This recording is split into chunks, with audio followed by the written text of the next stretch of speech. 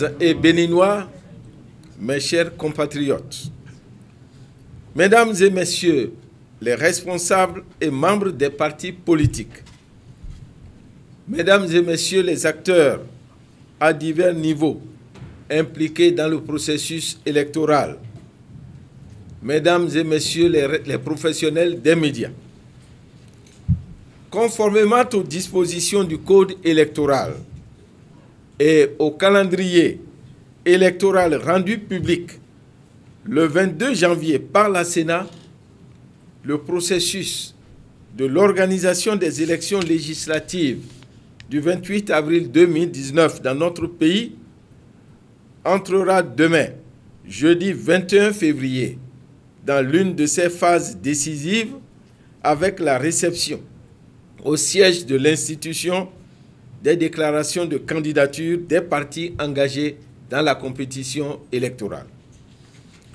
À la veille de cette importante séquence du processus électoral, je voudrais, au nom de la Sénat, m'adresser à tous les acteurs impliqués dans la tenue de ce scrutin pour porter à leur connaissance les informations concernant le déroulement de l'opération et leur renouveler aussi notre engagement à répondre aux exigences de professionnalisme et de transparence que requiert une élection crédible et apaisée. Chers compatriotes, Mesdames et Messieurs, il me paraît avant tout utile de rappeler que les prochaines élections législatives se dérouleront dans un environnement juridique particulier, caractérisé notamment par l'expérimentation de 2 nouvelles lois portant respectivement charte des partis politiques et code électoral en République du Bénin. De fait, les déclarations de candidature s'effectueront selon les nouvelles règles définies par ces lois, notamment les dispositions des articles 43 à 47 du Code électoral. À cet égard, la Sénat a rendu public 2 communiqués portant sur la liste des pièces à fournir dans la déclaration de candidature et une décision portant modalité de réception de ces dossiers. De même, nous avons conçu, à l'attention des partis politiques et des candidats, un modèle de formulaire de déclaration de candidature dont un exemplaire est disponible à la Sénat ou téléchargeable sur notre site web. C'est parce que la Sénat est consciente des contraintes que recèlent ces nouvelles dispositions légales et de leur implication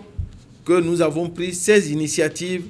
destinées à éclairer et à accompagner les partis politiques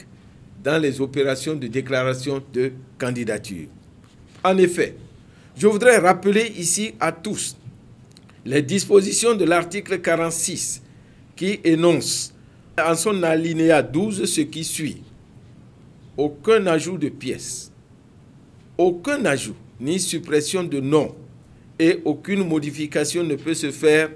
après dépôt, sauf en cas de décès. Cette disposition signifie que dès lors qu'un dossier est reçu à la Sénat,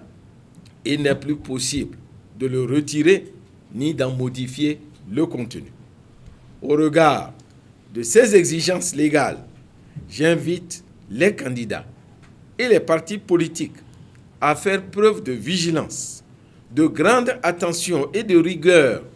dans la constitution des dossiers de candidature et à s'assurer de leur complétude avant de se présenter devant les agents récepteurs au risque